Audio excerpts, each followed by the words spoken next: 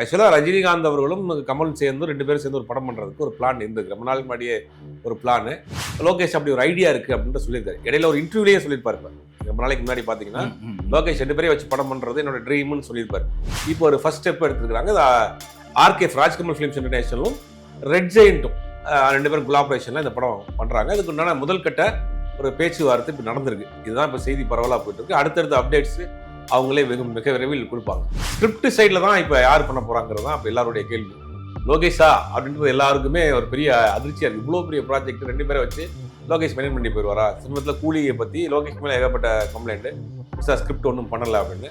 இப்போ இந்த படத்துலையும் அது மாதிரி ஏதாவது சொதப்பீர் வரும் அப்படிங்கிற இப்போ அந்த அனௌன்ஸ்மெண்ட் வந்ததுலேருந்தே நிறைய சோசியல் மீடியாவில் பற்றி விவாதங்கள் ஆயிடுச்சு. கைதி 2 டிராப்புங்கிறதுக்கு பிறகு தான் இந்த ஐடியாவே இப்போ அவங்க கையில் எடுத்துருக்காங்க. சார், கைதி 2 டிராப் ஆனதுக்கு காரணம் வெறும் லோகேஷ் சம்பளமா, இல்லை அந்த ப்ரொடக்ஷனுக்கு நிறைய லாசஸ், நிறைய படங்கள் ஓடலை, அதுவும் ஒரு காரணம் சார்? இல்லை, சம்பளம் தான் மெயின். 75 கோடி ரூபாங்கிறது அன்னைக்கு கைதியில் வந்து சம்பளம் அவருடைய 75 லட்சம் ரூபா. இன்னைக்கு அது 75 கோடி ரூபா.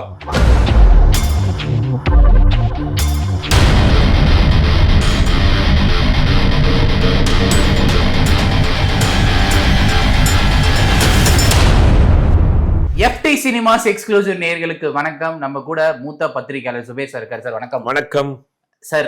காலையில இருந்து ஒரு நியூஸ் வந்து பயங்கரமா, காலையில கூட சொல்ல முடியாது, ஒரு 12-1 மணிக்கு அப்புறம் வந்து பயங்கரமா பத்திக்கிட்டு எரியுது. 46 வருஷம் கழிச்சு ரஜினி சாரும் கமல் சாரும் ஒரு படத்துல நடிக்க போறாங்க. அந்த படத்தை லோகேஷ் கனகராஜ் டைரக்ட் பண்ண போறாரு அப்படின்னு சொல்றாங்க. முதல்ல அது உண்மையா சார்? இல்லை, முதல் நம்ம இந்த எஃப்டி சேனல்லே வந்து கூலி படம் பற்றி பேசி ரோஸ்ட். ஆமாம், அதனுடைய சொல்லியிருப்போம். இந்த மாதிரி கூலியில் கைதி 2ல ஒரு ப்ராப்ளம் போயிட்டு இருக்கு, சம்பள பிரச்சனை. ஆமாம் அப்படின்னு போயிட்டு இருக்குன்னு சொல்லியிருந்தோம். அதனுடைய எக்ஸ்டென்ஷன் தான் இது. ஆக்சுவலாக ரஜினிகாந்த் அவர்களும் கமலும் சேர்ந்து 2 பேரும் சேர்ந்து ஒரு படம் பண்ணுறதுக்கு ஒரு பிளான் இருந்தது. ரொம்ப நாளுக்கு முன்னாடியே ஒரு பிளான். பட் அது கொஞ்சம் கொஞ்சமாக தள்ளி போயிருக்கு. இப்போ வந்து இவர் பார்த்தீங்கன்னா ராஜ்யசபா எம்பி ஆகிட்டாரு. அதுக்கு பிறகு பார்த்தீங்கன்னா எம்பி ஆன பிறகு கூட ரஜினிகாந்த் மீட் பண்ணார். அதெல்லாம் நடந்துகிட்டு இருந்துச்சு. அதுக்கு பிறகு அன்பறிவு மாஸ்டர் படம் தான் இவர் பண்ணுறதா இருந்துச்சு.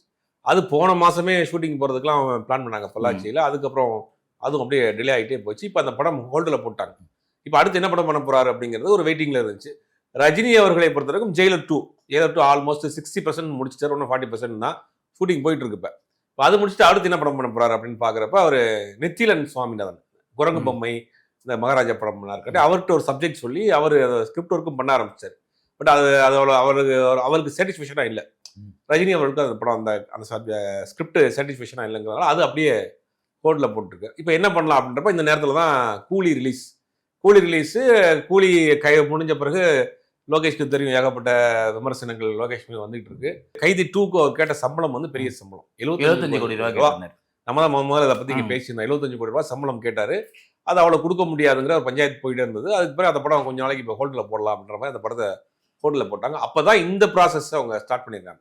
ஆக்சுவலாக ரொம்ப நாளாகவே விக்ரம் பண்ணுறப்பயே லோகேஷ் அப்படி ஒரு ஐடியா இருக்குது அப்படின்ட்டு சொல்லியிருக்காரு. இடையில ஒரு இன்டர்வியூலேயே சொல்லியிருப்பாரு. இப்போ ரொம்ப நாளைக்கு முன்னாடி பார்த்தீங்கன்னா லோகேஷ் 2 பேரையும் வச்சு படம் பண்ணுறது என்னோட ட்ரீம்னு சொல்லியிருப்பாரு.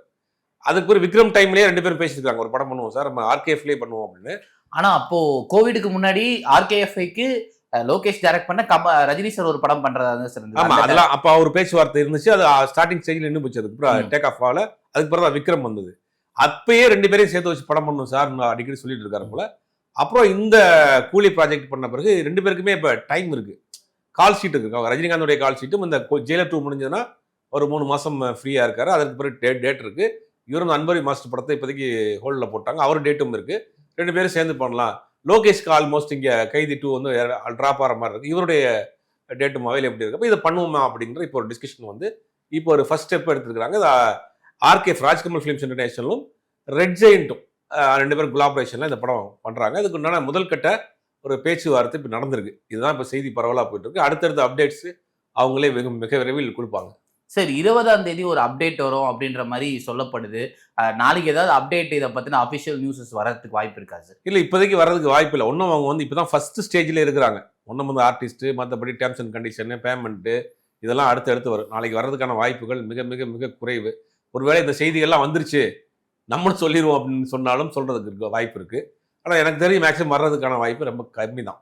சார், ஒரு 4 டெக்கேடாக 2 பேரும் சேர்ந்து நடிக்கல. அவங்களே வந்து கமல் 50 ஃபங்க்ஷனில் வந்து சொல்லியிருப்பாரு, நம்ம 2 பேரும் இனிமேல் ஒன்றா சேர்ந்து நடிக்க வேணாம் அப்படின்னு நாங்கள் ஒரு முடிவு பண்ணோம், இந்த ஏவிஎம்ல தான் நாங்கள் முடிவு பண்ணோம் அப்படின்ற மாதிரிலாம் சொல்லியிருப்பாரு. 46 வருஷம் கிட்டத்தட்ட வந்து ஒரு 50 இயர்ஸ்க்கு நான் நடு பேர் நடிக்கவே இல்லை. இப்ப நடிக்கிறதுக்கான காரணம் என்ன சார்? இன்னைக்கு வந்து அவங்க 2 பேருடைய உயரம் பெரிய உயரத்துக்கு போயிட்டாங்க. 2 பேருமே இன்னைக்கு ஒரு மெச்சூர்ட் லெவலுக்கு போயிட்டாங்க. அடுத்த கட்டத்தை தாண்டி போயிட்டாங்க. இப்ப பண்ணுவோம். ஏன்னா அன்னைக்கு அவங்க சேர்ந்து பண்ணாங்கன்னா அது ரசிகர்கள் மத்தியில் ஒரு பெரிய குழப்பமா இருக்கு. இப்போ ஃபர்ஸ்ட் ஷாட்டே நீங்க வைக்கிறீங்க, யாரை காட்டுவீங்க ஃபர்ஸ்ட்? அன்னைக்கு ரஜினி ரசிகர் கமல் ரசிகருங்கிற ஒரு போட்டி இருந்தது. அப்படிங்கும்போது ஒரு சீன் அவருக்கு கம்மியா ஒரு சீன் அதிகமா இருக்கு, யாரை ஃபர்ஸ்ட் ஷாட் வைப்பீங்க அப்படிங்கிறதெல்லாம் குழப்பம். இன்னைக்கு அதெல்லாம் இப்ப அதை விட பெருசு சோசியல் மீடியால போட்டுருவாங்க. இல்ல இப்போ வந்து அந்த ரசிகர்கள் மெச்சூர்டா இருக்கிறாங்க, இதை புரிஞ்சுக்கிடுவாங்க. 2 பேரும் சேர்ந்து பண்றாங்க அப்படின்னாலே அந்த மைண்ட் செட்டோட வருவாங்க. இது போட்டி படமா பார்க்க மாட்டாங்க, 2 பேரும் இருக்கிற படமா பார்ப்பாங்க. 2 பேருக்கு ஈக்குவலான கேரக்டரா இருக்கும், ஈக்குவலா பண்ணிடுவாங்க, அதை வந்து அக்செப்ட் பண்ணிக்கிறாங்க. அன்னைக்கு வந்து ரொம்ப ஒரு என்ன சொல்றது, ரொம்ப ஒரு ஆக்ரோஷமா இருந்தாங்க ரசிகர்கள். டிக்கெட்ல பேசுறது, கட் அவுட். அந்த படத்துக்கு 15 அடி வச்சோமா, நாங்க 20 அடி வைக்கிறோம், அவர் பாலாபிஷேகம் பண்றவா, நான் வந்து ஹெலிகாப்டர்ல இருந்து பாலாபிஷேகம் பண்ற மாதிரி ஒரு போட்டி. அவரோட ஒரு படமே கூட இருக்குமே சார், அந்த 2 பேரும் ஹீரோ கமல் ரஜினி ஃபேன்ஸ் சண்டை போட்டுக்கிறது நிறைய அன்னைக்கு நடந்தது. ஆனா அதெல்லாம் தாண்டி இன்னைக்கு அவங்க எல்லாம் ஒரு மெச்சூர் லெவல் பண்ணிட்டாங்க. ரெண்டாவது கமல்ஹாசனுடைய ப்ரொடக்ஷன் கம்பெனி, அது ரஜினி நடிக்கிறாரு, லோகேஷ் டைரக்ட் பண்றாரு. லோகேஷை பொறுத்த வரைக்கும் 2 பேரையும் ஹேண்டில் பண்ணிட்டாரு. அப்படிங்கும்போது ஈஸியா இருக்கும். அப்படிங்கிறபோது அந்த பிரச்சனைகள் வர்றதுக்கு வாய்ப்பு இருக்கு. ஸ்கிரிப்ட் சைட்ல தான் இப்ப யார் பண்ண போறாங்கிறது தான் இப்ப எல்லாருடைய கேள்வி. லோகேஷா அப்படின்றது எல்லாருக்குமே ஒரு பெரிய அதிர்ச்சியா இருக்கு. இவ்வளவு பெரிய ப்ராஜெக்ட் 2 பேரை வச்சு லோகேஷ் மெயின்டைன் பண்ணி போயிடுவாரா? சமீபத்தில் கூலியை பத்தி லோகேஷ் மேல ஏகப்பட்ட கம்ப்ளைண்ட், பெருசா ஸ்கிரிப்ட் ஒன்றும் பண்ணல அப்படின்னு. இப்போ இந்த படத்துலையும் அது மாதிரி ஏதாவது சொதப்பீர் வரும் அப்படிங்கிற இப்போ அந்த அனௌன்ஸ்மெண்ட் வந்ததுலேருந்தே நிறைய சோஷியல் மீடியாவில் பற்றி விவாதங்கள் ஆயிடுச்சு. இவர் எப்படி ஹேண்டில் பண்ண போறாரு அப்படின்றது. ஆனால் எனக்கு தெரிஞ்சு கமல்ன்ற ஒரு டெக்னீஷியன் உள்ள இருக்கிறாரு, அவர் ஹேண்டில் பண்ணிடுவார்னு நான் நினைக்கிறேன். ஏன்னா அவர் ஆல்ரெடி ஒரு ஸ்கிரிப்ட் ரைட்டர் தான், தேவரமன் மாதிரி நிறைய ஸ்கிரிப்ட் கொடுத்தவர் தான். அவர் ஸ்கிரிப்ட் சைடில் ஸ்டோரி சைடில் கொஞ்சம் ஹேண்டில் பண்ணி விக்ரம்கே அவர் தானே சார் அந்த நாட் கொடுத்தது அவர் பண்ணிடுவார். அதனால ஏன்னா அதையே தக் லைஃப்ல பண்ணலன்னு ஒரு கேள்வி வரும். தக் லைஃப்ல பண்ண முடியாது சார். தக் லைஃப்ல அவர் பண்ணாரு சார், அவரே சொல்லிட்டாரு. இல்ல பண்ணி அவரே சொன்னாரே சார். இல்ல பண்ணாலுமே கொடுத்த அதை வந்து மணிரத்னம் அதுதான் சொல்றாரு. இப்படி கொடுத்திருந்தாலும் இன்புட் கொடுத்திருந்தாலுமே அங்க வந்து பெருசா அங்க எடுப்படாது.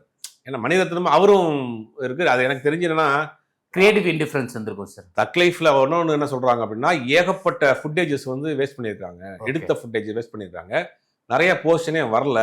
அப்போ கமலுக்கு அவருக்கு ஒரு மிஸ் அண்டர்ஸ்டாண்டிங்ல தான் படம் மிடில் இருந்து போயிருக்கு. இவர் சொன்ன ஒரு விஷயம், அவர் ஏத்துக்கிறாம போன விஷயம், இப்போ அவர் டேக் அப் பண்ண விஷயம், படமே கடைசி நேரத்தில் காமிச்ச விஷயங்கள் பல குழப்பங்கள்ல போயிருக்கு. இங்கே அப்படி கிடையாது. இப்போ இவருடைய ப்ரொடக்ஷன் கம்பெனி ஆல்ரெடி இவர் கூட ஒர்க் பண்ண டேரக்டர் அப்படி இவருடைய கண்ட்ரோலில் தான் இருப்பார், இவருடைய மேற்பார்வையில் தான் அது போகும். பெருசா குழப்பங்கள் வர்றதுக்கு வாய்ப்பு இல்லை. இதுதான் முதல் கட்டமா இப்போ ஒரு செய்தி.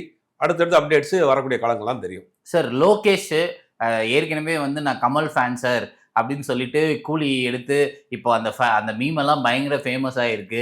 நான் கமல் ஃபேனு, ரஜினி செஞ்சுட்டாரு அப்படி இப்படின்னு சொல்லிட்டு ஒரே படத்துல 2 பேர் இருந்தால் அவர் எப்படி சார் ஒரு இன்டிஃபரன்ஸ் எப்படி சார் மெயின்டைன் பண்ணணும்? பேலன்ஸ்டா மெயின்டைன் பண்ணணும், அது ரொம்ப முக்கியம்.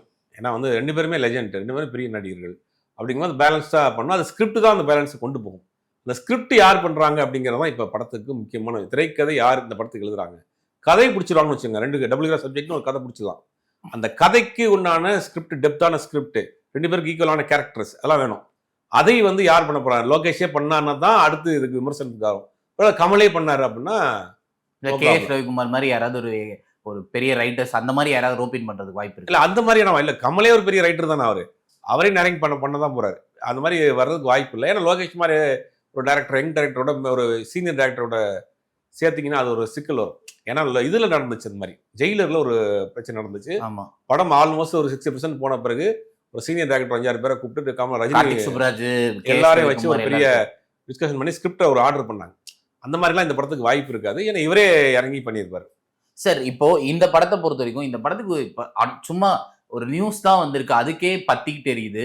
இந்த படம் அனௌன்ஸ் பண்ணி இப்போ ஒரு 2027 பொங்கலுக்கு இந்த படம் ரிலீஸ் ஆகுதுன்னா எவ்வளோ பெரிய எக்ஸ்பெக்டேஷனோட இந்த படம் ரிலீஸ் ஆகும்? பெரிய எக்ஸ்பெக்டேஷன் இருக்கும். பெரிய ரஜினி கமல் ஃபேன், அது இல்லாமல் லோகேஷ், அப்புறம் வந்து இல்லாத ஒரு 45 வருஷம் கழிச்சு நடிக்கிற ஒரு இது, படத்தை உண்டான ப்ரமோஷன், ஒரு பெரிய எதிர்பார்ப்பு இருக்கும். நம்ம நினைக்கிறத விட பெரிய எதிர்பார்ப்பு இருக்கும். அடுத்து அவங்க அது வரக்கூடிய அப்டேட்ஸே பெரிய எதிர்பார்ப்பு கிளப்பும். 2 பேரும் சேர்ந்து நின்று ஒரு ஃபோட்டோ வந்தாலே போதும், அதுவே ஒரு பெரிய ஒரு கட்டத்தை. எனக்கு தெரிஞ்சு என்ன, ஒரு 16 வயது நினைத்தாலே நிற்கும், அதுக்கு பிறகு இப்போ வந்திருக்காங்க. இது கரெக்டா சொல்லணும்னா அலாவுதீன் 40 விளக்கும் அதுல ஒரு கேமியோ மாதிரி தான் பண்ணிருப்பாங்க. ரஜினி சார் கேமியோ மாதிரி தான் பண்ணிருப்பாங்க. த்ரோட்டா போட்டு வந்து நினைத்தாலே நிற்கும் ஃப்ரெண்டாவே பண்ணிருப்பாங்க. அதுல ரஜினி கேரக்டர்லாம் அல்டிமேட். ஒருவேளை அது மாதிரி ஏதாவது ஒரு தளங்கள் மாதிரி. ஆமா, அது மாதிரி ஏதாவது ரீமேக் பண்ண போறாங்களா 2 பேரையும் வச்சுங்கிறது கூட தெரியல. நேதாலிங்கும் பார்ட் 2 மாதிரி இந்த மாதிரி ஏதாவது பண்றது கூட வாய்ப்பு இருக்கு. அந்த படத்துல அவ்வளோ ஒரு ஜாலியான கேரக்டர் பண்ணியிருப்பாரு. பட் அதான் ஒன்றும் முடிவு பண்ணல. இப்போ முதல்ல அவங்க வந்து ஒரு பண்ணலாங்கிற மாதிரி ஒரு பிளான் இருக்கிறாங்க. ஏன்னா முதல்ல இது வந்து அன்பறிவு மாஸ்டர் படம் முடிச்ச பிறகு இவர் ஜெயிலர் எல்லாம் பண்ண போது தான் இருந்திருக்காங்க போல. இப்போ இந்த கைதி 2 டிராப்புங்கிறதுக்கு பிறகு தான் இந்த ஐடியாவே இப்போ அவங்க கையில் எடுத்துருக்காங்க. சரி, கைதி 2 டிராப் ஆனதுக்கு காரணம் வெறும் லோகேஷ் சம்பளமா, இல்ல அந்த ப்ரொடக்ஷனுக்கு நிறைய லாசஸ், நிறைய படங்கள் ஓடல, அதுவும் ஒரு காரணம் சார்? இல்லை, சம்பளம் தான் மெயின். 75 கோடி ரூபாங்கிறது அன்னைக்கு கைதியில வந்து சம்பளம் அவருடைய 75 லட்சம் ரூபா. இன்னைக்கு அது 75 கோடி ரூபாய், 100 மடங்கு அப்படியே ஓவரா போயிருக்கு. இன்னைக்கு அவருக்கு ஒரு பிசினஸ் இருக்கு. அவர் கேட்கறது தப்பு கிடையாது. லோகேஷ் படத்துக்கு அன்னைக்கு லோகேஷ் யாரும் முடியாது. இன்னைக்கு லோகேஷ் கனகராஜ் ஒரு பெரிய ஹீரோக்களை வச்சு பண்ண டைரக்டர் கூலியே கிட்டத்தட்ட அந்த கம்பெனிக்கு ஒரு 300 கோடி லாபமாக சம்பாரிச்சு கொடுத்துருக்கு ஒரு டைரக்டர். அப்படிங்கும்போது அதையும் வந்து அவங்க வந்து அதுக்காக அவர் கேட்பார். அதனால அவருக்கு ஒரு மார்க்கெட் இருக்கு, சினிமாவில் மார்க்கெட் இருக்கப்ப பயன்படுத்திக்கிறணும், காற்றுள்ள போதை தூட்டிக்கிறணும்னு லோகேஷ் நினைக்கிறாரு. ஆனால் கார்த்தி மாதிரி ஒரு நடிகரை வச்சு இவ்வளோ பட்ஜெட்டில் பண்ணால் எப்படி பிஸ்னஸ் ஆகும் அப்படின்னு ஆல்ரெடி அவங்க ஒரு யோசிக்கிறாங்க. அந்த சர்தார் 2வே கொஞ்சம் 110 கோடி ரூபாய் சிக்கல்ல இருக்கு அப்படின்றாங்க. அதுக்கு வாவாதியாரின்னு ஒரு படம் பண்ணி வச்சிருக்காரு கார்த்தி. அதுவும் ஒன்றும் பிசினஸ் அது கொஞ்சம் டிலே ஆகிட்டு இருக்கு போல. இந்த வருஷம் அவரோட படம் எதுவுமே வராது காரணம் அவரு காரணமே இல்லை சார். எல்லாமே ப்ரொடக்ஷன். வாவாதியாரெல்லாம் ரொம்ப வருஷத்துக்கு முன்னாடி ஆரம்பிச்ச படம், 3-4 வருஷத்துக்கு முன்னாடி ஆரம்பிச்ச படம் ட்ரெயிலர் வந்துச்சு, கிளிம்ஸ் வந்துச்சு, படம் ரிலீஸ் ஆகல. இப்போ அந்த மாதிரி இருக்கப்ப ஒரு பெரிய பட்ஜெட்டை போட்டு லாக் பண்ண வேண்டாம் அப்படின்றதால அவங்க அப்படியே கொஞ்சம் யோசிக்கிறாங்க. அதை இவங்க பயன்படுத்துறாங்க.